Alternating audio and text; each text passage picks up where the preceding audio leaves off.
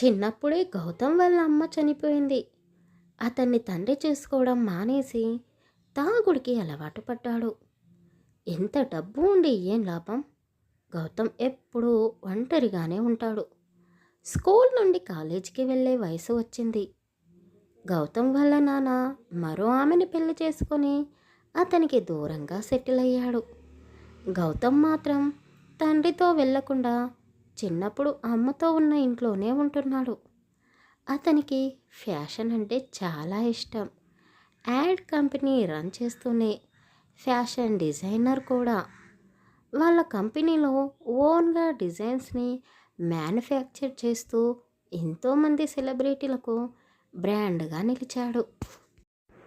అతనికి ప్రేమ మీద అస్సలు నమ్మకమే లేదు. అంతా డబ్బుతోనే ముడిపెడతాడు. చుట్టూ ఎంతోమంది అందమైన అమ్మాయిలు ఉన్నా వారి వైపు కన్నెత్తి కూడా చూడడు. వారిని పొరపాటున తాకినా కూడా చలనం లేనట్టుగా ఉంటాడు. అలా అని మరీ అంత మంచివాడు కాదు. అతనికి సంతోషం కలిగినప్పుడు అందరితో కాస్త సరదాగా ఉంటాడు. అతను యాడ్ కంపెనీ ఓనర్, అందులోనూ ఫ్యాషన్ డిజైనర్ కావడంతో గౌతమ్ ఎప్పుడూ బిజీగా ఉంటాడు. కొంచెం కోపం కూడా ఎక్కువే. ఎవరైనా వర్క్ సరిగ్గా చేయకుండా కనిపిస్తే వారి మీద అందరి ముందే అరిచేస్తాడు. అతని దగ్గర వర్క్ చేయడం అంటే మామూలు విషయం కాదు. గౌతమ్ ఇచ్చే లక్షల జీతంతో పాటు అతని కోపాన్ని, తిట్లని కూడా భరించాల్సిందే. వామ్మో, ఏంటి సినిమా హీరోలా ఉన్నాడు, కానీ అతనికి కోపం ఏంటి? పాపం మన సార్ని పెళ్లి చేసుకోబోయే ఆ అమ్మాయి పరిస్థితి ఎలా ఉంటుందో అంటూ అక్కడ కొత్తగా పనిలోకి చేరిన ఒక అమ్మాయి గౌతమ్ గురించి మాట్లాడుతుంది. వామ్మో, గట్టిగా అరవకే, సార్కి మనం ఏం మాట్లాడినా వినపడుతుంది. నువ్వు కొత్తగా జాబ్లో చేరావుగా, అందుకే నీకు ఏమీ తెలీదు. ఇంకా అతని గురించి ఏం తెలియాలి? పొద్దున్నుండి వేసిన డిజైన్నే వేస్తూ ఉన్నాను. ఏదో ఒక మిస్టేక్ వెతుకుతూనే ఉన్నాడు. ఇలా అయితే నేను డిజైన్ పూర్తి చేయగలనా? అసలు మనిషేనా? చిన్న చిన్న మిస్టేక్స్ని కూడా అలా ఎలా కనిపెడుతున్నాడో. ముందు అర్జెంటుగా ఇతనికి ఒక గర్ల్ ఫ్రెండ్ని సెట్ చేయాలి. అప్పుడు మనకు కాస్త ప్రశాంతత దొరుకుతుంది. వేరే ఎవరో ఎందుకే, నువ్వే సెటిల్ చేసుకో.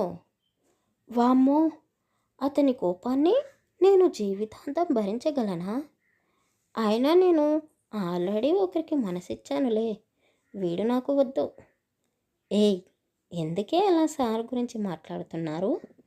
నువ్వు ఇక్కడికి కొత్తగా వచ్చావు కదా, సార్ గురించి నీకే తెలుస్తుందిలే, పోను పోను.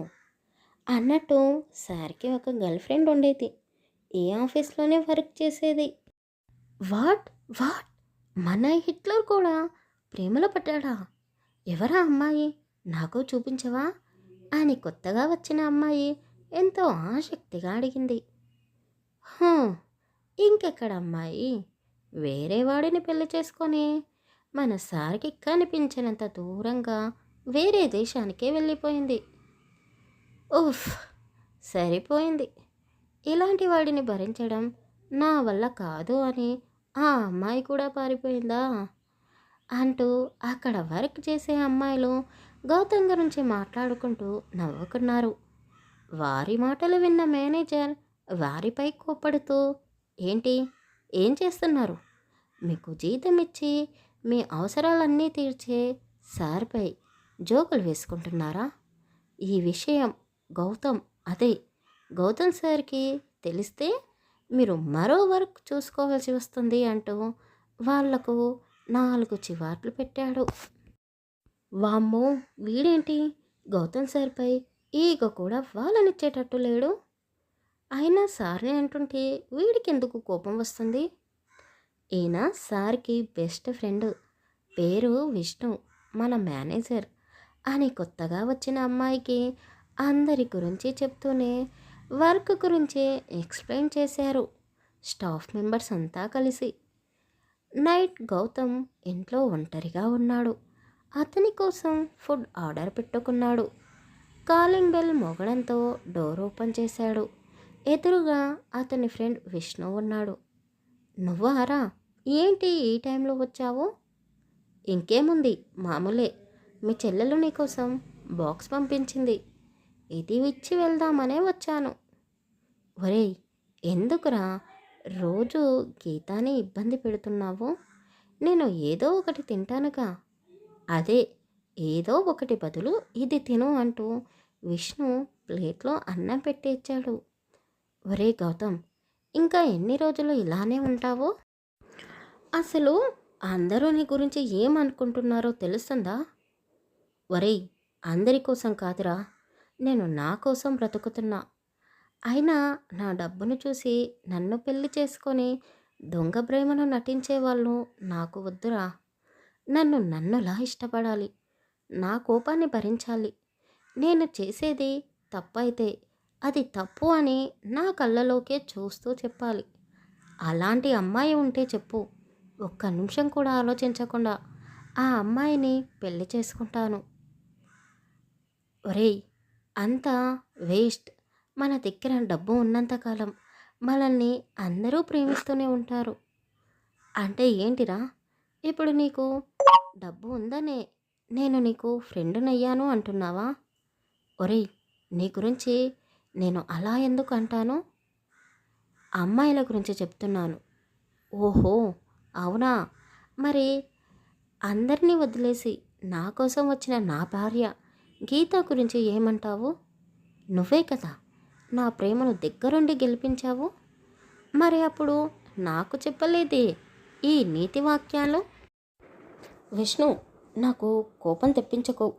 అందరూ వేరు, గీత వేరు. గీత లాంటి అమ్మాయి నీ లైఫ్లోకి వచ్చినందుకే నువ్వు చాలా సంతోషంగా ఉన్నావు. అదేరా నేను చెప్తున్నాను. నిన్ను మార్చే అమ్మాయి నీ లైఫ్లోకి కూడా వస్తుంది. అప్పుడు నువ్వు నాకంటే చాలా సంతోషంగా ఉంటావు. అదంతా పక్కన పెట్టు. ఇప్పుడు మాత్రం ఇక్కడ నుండి వెళ్ళు. గీత నీకోసం ఎదురు చూస్తూ ఉంటుంది. సరే, నేను వెళ్తాను, కానీ నేను చెప్పిన దాని గురించి ఏం ఆలోచించావు? అరే, ఏందిరా నీ లొల్లి? ఇప్పుడే చెప్పావుగా, అప్పుడే పెళ్ళి గురించి ఏం చెప్పమంటావు? మర్చిపోయావా? గౌతమ్, నేను అడుగుతున్నది ఆ అమ్మాయి గురించి, నీ పెళ్ళి గురించి కాదు బాబు. మనం రేపు గీత వల్ల ఊరికి వెళ్ళాలి అని చెప్పాను కదా.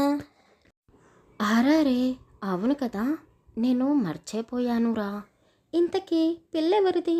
ఎప్పుడు జరుగుతుంది? ఒరే, ఎవరి పెళ్ళైతే నీకెందుకురా? పెళ్ళి మాత్రం ఎల్లుండి. మనం రేపే బయలుదేరాలి. నేను మార్నింగే వస్తాను గీతను తీసుకొని. ఒరేయ్, రావడం కుదరదు అని మాత్రం చెప్పకు. నువ్వు గీతకు మాట ఇచ్చావు ఊరికి వస్తాను అని. నన్ను పెళ్లి చేసుకొని గీత వాళ్ళ పుట్టింటికి దూరం అయిపోయింది. ఇప్పుడు వాళ్ళే పిలిచారు. మా ప్రేమను అర్థం చేసుకొని మమ్మల్ని క్షమించినట్టున్నారు. వెళ్ళకపోతే బాగుండదు. కానీ నాకు అక్కడికి వెళ్ళాలి అంటే భయంగా ఉంది. నువ్వు నా పక్కన ఉంటే నాకు కాస్త ధైర్యంగా ఉంటుంది. ప్లీజ్ రా. ఒరేయ్, ఎందుకురా సోదంతా చెప్తున్నావు? నీకోసం, గీత కోసం నేను రేపు మీతో కలిసి ఊరికి వస్తానులే. ఇక వెళ్ళు అని గౌతమ్ చెప్పగానే విష్ణు చాలా సంతోషంగా ఇంటికి వెళ్ళిపోయాడు. ఉదయాన్నే విష్ణు, గీత, గౌతమ్ ముగ్గురు కలిసి ఊరికి బయలుదేరారు. అన్నయ్య, నీకు తెలుసా, మా ఊరు చాలా అందంగా ఉంటుంది. మాది చాలా పెద్ద ఫ్యామిలీ. అక్కడ మీకు అస్సలు బోర్ కొట్టదు. అందరూ భలే తమాషాగా మాట్లాడతారు తెలుసా. అసలు మీకు మా మామయ్య కూతురునిచ్చి పెళ్లి చేయాలి అనుకున్నాను, కానీ బ్యాడ్ లక్ చూసావా, దాని పెళ్ళికి నిన్ను తీసుకొని వెళ్తున్నాను. అది చాలా బాగుంటుంది అన్నయ్య. ఏదైనా మిరాకిల్ జరిగి ఈ పెళ్ళి ఆగిపోతే ఖచ్చితంగా నీతోనే దాని పెళ్ళి జరిపిస్తాను. ఏంటి గీత, శుభమా అని పెళ్ళికి వెళ్తుంటే పెళ్ళి ఆగిపోవాలని కోరుకుంటున్నావు? అవును విష్ణు, అసలు దానికి పెళ్ళి ఇష్టం లేదు. ఈ పెళ్ళే కాదు, అసలు పెళ్ళే ఇష్టం లేదు. పెళ్ళి చేసుకోకుండా వాళ్ళ అమ్మా నాన్నలతోనే ఉండాలి అనుకుంది. కానీ ఏదో జరిగింది. అందుకే అది పెళ్ళికి ఒప్పుకుంది. కాదు కాదు. అందరూ కలిసి దాన్ని బలవంతంగా పెళ్ళికి ఒప్పించినట్టున్నారు. పెళ్లి కొడుకు ఎవరో తెలుసా? మా పెద్దమ్మ కొడుకు. వాడికి మా పెద్దమామ కూతురు అంటే ఇష్టం. మరి చిన్న మామ కూతురుని ఎందుకు పెళ్లి చేసుకుంటున్నాడు? అసలు ఏం జరిగిందో తెలియడం లేదే. ఏదేమైనా ఊరికి వెళ్తే కానీ నా బుర్రలో ఉన్న ప్రశ్నలకు సమాధానం దొరకదేమో. అయ్యో గీత! చిన్న మామ, పెద్ద మామ, పెద్దమ్మ అంటూ నువ్వు కన్ఫ్యూజ్ కాకు.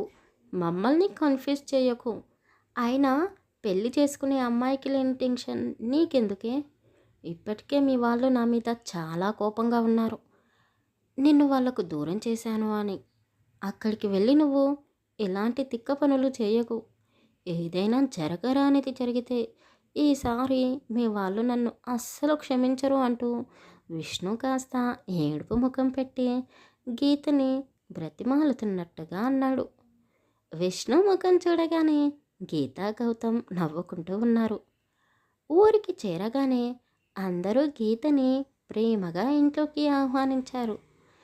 విష్ణు మీద అందరికీ కోపం ఉన్నా గీత చాలా సంతోషంగా ఉంది అతనితో అని విష్ణుని కూడా మర్యాదగా చూసుకుంటున్నారు.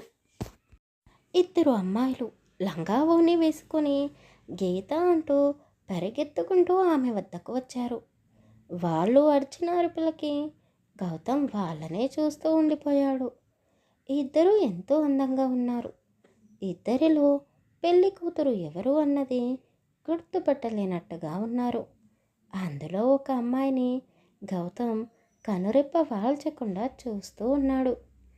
గీత వాళ్ళ కుటుంబం కొంచెం పెద్దది. గీతకు ఇద్దరు మామయ్యలు, ఇద్దరికి ఇద్దరు కూతుర్లు ఉన్నారు. గీత వాళ్ళ అమ్మకు ఒక అక్క ఉంది. గీత కూడా వాళ్ళ అమ్మకు ఒక్కతే కూతురు. కానీ వాళ్ళ పెద్దమ్మకు ఒక కొడుకు ఉన్నాడు. ఇప్పుడు ఆ అబ్బాయికే వాళ్ళ చిన్నమామ కూతురునిచ్చి పెళ్లి చేయబోతున్నారు. ఒక అమ్మాయి పెళ్లిలో హడావిడి చేస్తూ అటు ఇటు తిరుగుతూ వచ్చిన బంధువులతో సరదాగా మాట్లాడుతూ ఉంది. గౌతమ్కి ఆ అమ్మాయి చేసే అల్లరి చాలా బాగా నచ్చింది. నైట్ అందరూ భోజనాలు చేసిన తర్వాత ఆ అమ్మాయి చేతులకు మెహందీ పెట్టించుకొని గీతతో కబుర్లు చెబుతూ కనిపించింది. ఓహో! అంటే ఈ అమ్మాయి పెళ్లి కూతురు కాదు అన్నమాట. ఒకవేళ తానే పెళ్లి కూతురు అయ్యి ఉంటే ఇంత నైట్ వరకు మేల్కొని ఉండదు కదా. ఎందుకో ఈ అమ్మాయిని చూస్తుంటే నాకు చాలా సంతోషంగా అనిపిస్తుంది. తనని చూస్తూ ఉండిపోవాలి అనిపిస్తుంది అని అనుకుంటూనే గౌతమ్ వాళ్ళ వద్దకు వెళ్ళాడు. గీత గౌతమ్ని ఆ అమ్మాయికి పరిచయం చేయించింది. ఇద్దరూ సరదాగా కాసేపు వాళ్ళ గురించి చెప్పుకున్నారు. ఏ గీత, రేపు పెళ్లి పెట్టుకొని దాన్ని పడుకోనివ్వకుండా కబుర్లు చెప్పుకుంటూ కూర్చున్నావా? ఇప్పటికే చాలా ఆలస్యమైంది. వెళ్ళి కాస్త నిద్రపోండి అని గీత వాళ్ళ అమ్మ చెప్పగానే వాళ్ళిద్దరూ అక్కడి నుండి వెళ్ళిపోయారు. గౌతమ్కి చాలా సంతోషంగా ఉంది. విష్ణు, నువ్వు చెప్పింది నిజమే. నాకు ఈ అమ్మాయి బాగా నచ్చింది. తనని నేను పెళ్లి చేసుకోవాలి అని అనుకుంటున్నాను అని గౌతమ్ మనసులోనే అనుకుంటూ ఆమె గురించే ఆలోచిస్తూ ఆ రాత్రంతా గడిపేశాడు. ఉదయం గౌతమ్, విష్ణు ఇద్దరూ పెళ్లి మండపానికి వెళ్ళగానే అక్కడ అంతా గోలగోలగా ఉంది. ఒరేయ్, ఈ పెళ్లి కూతురు క్యారెక్టర్ మంచిది కాదంట. అందుకే వాళ్ళ బావ ఈ అమ్మాయిని పెళ్లి చేసుకోకుండా వేరే మామ కూతురిని పెళ్లి చేసుకున్నాడంట. అయినా ఇంత పెద్ద విషయం ఇన్ని రోజులు వాళ్ళ నాన్న ఎలా దాచిపెట్టాడో ఏమో అని పెళ్ళికి వచ్చిన వాళ్ళందరూ అనుకుంటూ ఉన్నారు. అక్కడ ఏం జరుగుతుందో గౌతమ్కి ఇంకా అర్థం కావడం లేదు. పెళ్లి కూతుర్ని కాదు అని వేరే అమ్మాయిని పెళ్లి చేసుకున్నాడా? అంటే రాత్రి నాతో మాట్లాడిన అమ్మాయేనా అని గౌతమ్ బాధపడుతూ పెళ్లి మండపం వైపు చూశాడు. అక్కడ ఉన్న అమ్మాయిని చూసి ఆశ్చర్యపోయాడు. పెళ్లి కూతురు తండ్రి ఏడుస్తూ తన ఫ్రెండ్ కొడుకుని ఆ అమ్మాయిని పెళ్లి చేసుకోమని బ్రతిమాలుతూ ఉన్నాడు. తండ్రి కళ్ళలో కన్నీళ్లను చూసి పెళ్లి కూతురు కన్నీళ్లు పెట్టుకుంది. ఒక అబ్బాయి నేను పెళ్లి చేసుకుంటాను అంటూ ముందుకు వచ్చాడు. ఒరేయ్! ఏం చేస్తున్నావురా? మన పరువంతా తీస్తున్నావు కదరా! ఆ పిల్ల క్యారెక్టర్ మంచిది కాదు.